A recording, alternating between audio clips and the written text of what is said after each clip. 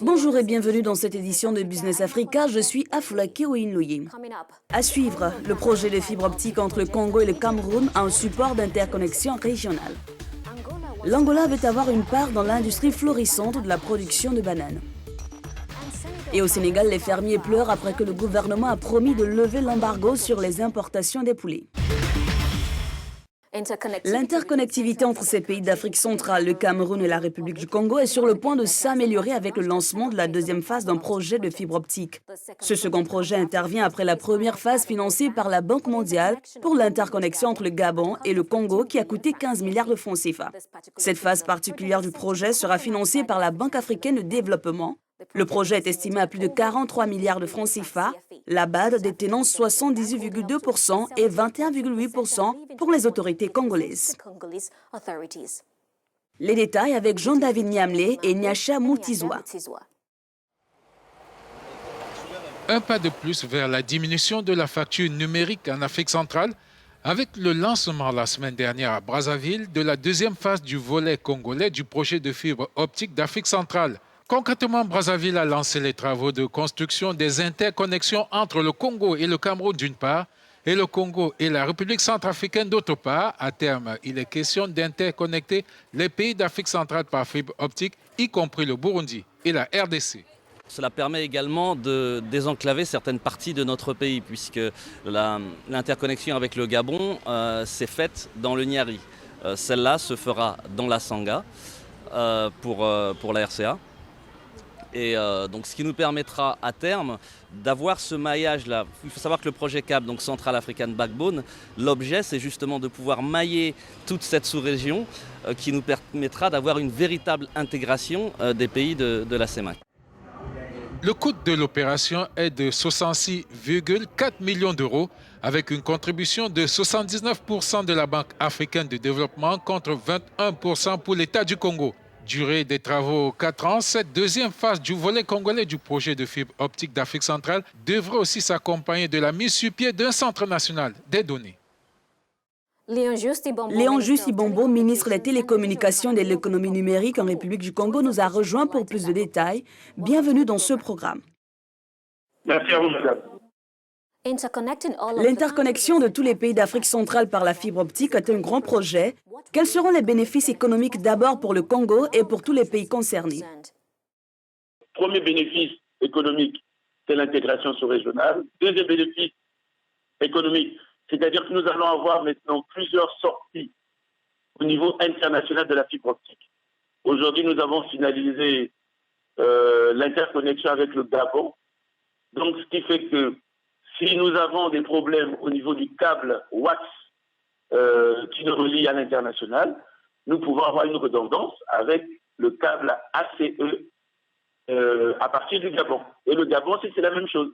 Et aujourd'hui, nous avons lancé, je crois qu'il y a 10 jours, nous avons lancé le processus de finalisation de l'interconnexion entre le Congo et le Cameroun, le Congo et la RCA. Donc les appels d'offres ont été lancés. Ces appels d'offres feront qu'on puisse avoir encore d'autres sorties au niveau de l'international. C'est-à-dire que le Congo, on ne serait plus obligé d'utiliser les autoroutes internationales de communication pour communiquer au niveau de la sous-région. Donc, les bénéfices sont énormes pour la sous-région, sont énormes pour notre économie.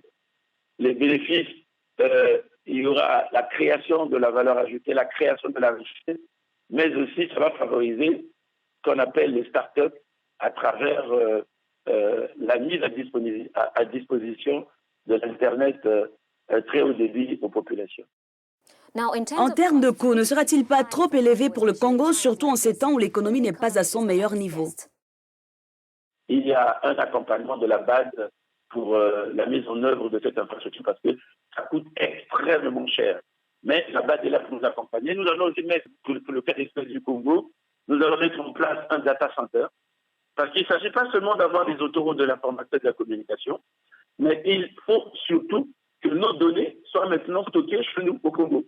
Donc, il y a des partenaires qui nous accompagnent Et dans le cadre, puisque nous avons plusieurs projets d'infrastructure numérique au Congo, nous avons ce qu'on appelle le projet Central African Backbone, essentiellement avec des partenaires au développement, la Banque mondiale pour le premier projet, et la méthode c'est la base. Nous avons aussi un projet gouvernemental financé par le gouvernement, avec aussi un autre partenaire stratégique, c'est la Chine, c'est le PCN, le projet de couverture nationale en télécommunications. Les 2 premières phases de ce projet sont totalement achevées. Il reste la 3e phase du projet PCN. C'est cette phase qui permettra, comme on dit dans le jargon, de finaliser ce qu'on appelle le last mile, le dernier kilomètre, c'est-à-dire de ramener les produits de la fibre optique auprès des ménages et des entreprises. Vous avez parlé tout à l'heure de l'économie numérique. Précisément au Congo et dans toute l'Afrique, on assiste à l'émergence d'un bon nombre de start-up numériques. Comment ce projet va-t-il soutenir leur développement? L'économie numérique aujourd'hui, c'est, on va dire, c'est le futur en Afrique. Parce que c'est la seule révolution que l'Afrique, non seulement n'a pas le droit de rater, mais aussi que l'Afrique a pris, est en train de suivre, d'apporter ses contributions. Vous comprenez bien que l'Afrique a tout intérêt à miser sur l'économie numérique. Au Congo, à l'heure à laquelle nous avons déployé 4600 km de fibre optique. Et avec les 2 réseaux nord que nous allons mettre en œuvre, nous serions, on va dire, 5200 km de fibre optique déployés à travers tout le territoire national. Donc, la fibre optique, l'Internet, on ne peut rien faire sans l'Internet.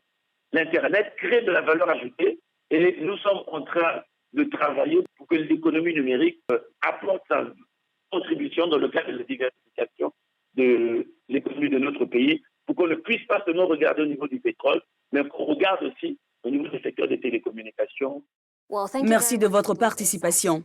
N'allez nulle part car après cette pause, nous vous emmenons explorer l'industrie florissante des bananes dans l'économie angolaise. Restez avec nous.